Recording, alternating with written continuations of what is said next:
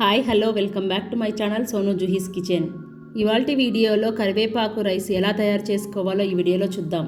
ముందుగా స్టవ్ పైన ప్యాన్ పెట్టుకొని 1 టేబుల్ స్పూన్ ఆయిల్ని వేసి ఆయిల్ వేడయ్యాక 1 టేబుల్ స్పూన్ పచ్చెనగపప్పు, 1 టేబుల్ స్పూన్ ధనియాలు, 1 టేబుల్ స్పూన్ మినప్పప్పు, 1/2 టేబుల్ స్పూన్ జీలకర్ర, 1/2 టేబుల్ స్పూన్ మిరియాలు, అలాగే 4 ఎండుమిరపకాయలను తీసుకొని ఫ్లేమ్ని లో ఫ్లేమ్లో పెట్టి వేయించుకోవాలి. మినప్పప్పు, శనగపప్పు కొద్దిగా కలర్ మారిన తర్వాత 4 వెల్లుల్లి, కొద్దిగా చింతపండు, 1 టేబుల్ స్పూన్ నువ్వులను వేసి బాగా వేయించుకోవాలి. మీరు తినే కారాన్ని బట్టి మిరపకాయలను యాడ్ చేసుకోండి. ఇవి బాగా వేగి మంచి కలర్ వచ్చిన తర్వాత ఒక గుప్పెడు కరివేపాకును వేసుకొని కరివేపాకు బాగా క్రిస్పీగా వచ్చేంత వరకు వేయించుకోవాలి. ఇవి వేయించుకునేటప్పుడు ఫ్లేమ్ని లో ఫ్లేమ్లో పెట్టి వేయించుకోవాలి.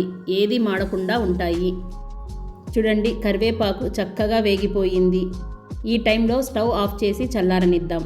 ఈ కరివేపాకు రైసు సింపుల్గా 10 నిమిషాల్లో చేసుకునేటటువంటి రైసు, మంచి రుచిగా ఉంటుంది.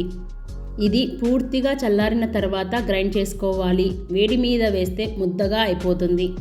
ఇప్పుడు వీటిని మిక్సీ జార్లో వేసుకొని గ్రైండ్ చేసుకోవాలి.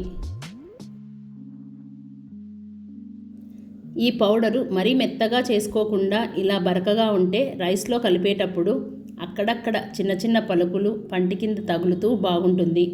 ఈ కరివేపాకు పొడిని ఎక్కువ క్వాంటిటీలో స్టోర్ చేసుకొని మీకు ఎప్పుడు కావాలంటే అప్పుడు కరివేపాకు రైస్ చేసుకోవచ్చు.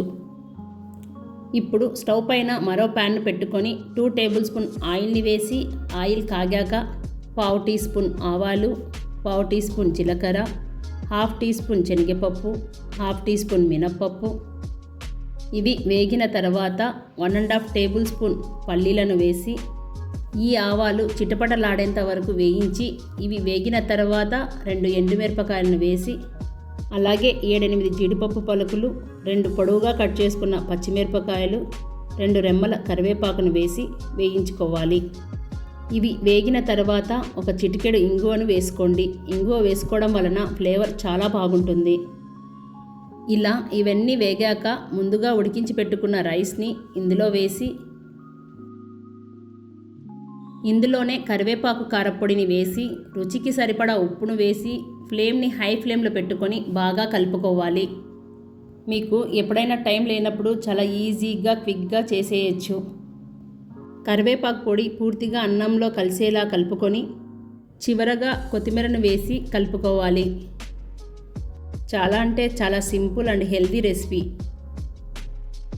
ఇలా తప్పకుండా మీ పిల్లలకు ట్రై చేసి చూడండి. చాలా హ్యాపీగా ఎంజాయ్ చేస్తారు. ఇలాంటివి మరెన్నో మంచి రెసిపీస్ కోసం సోను జుహీస్ కిచెన్ని సబ్స్క్రైబ్ చేసుకోండి. మీ ఫ్రెండ్స్, రిలేటివ్స్కి షేర్ చేయండి.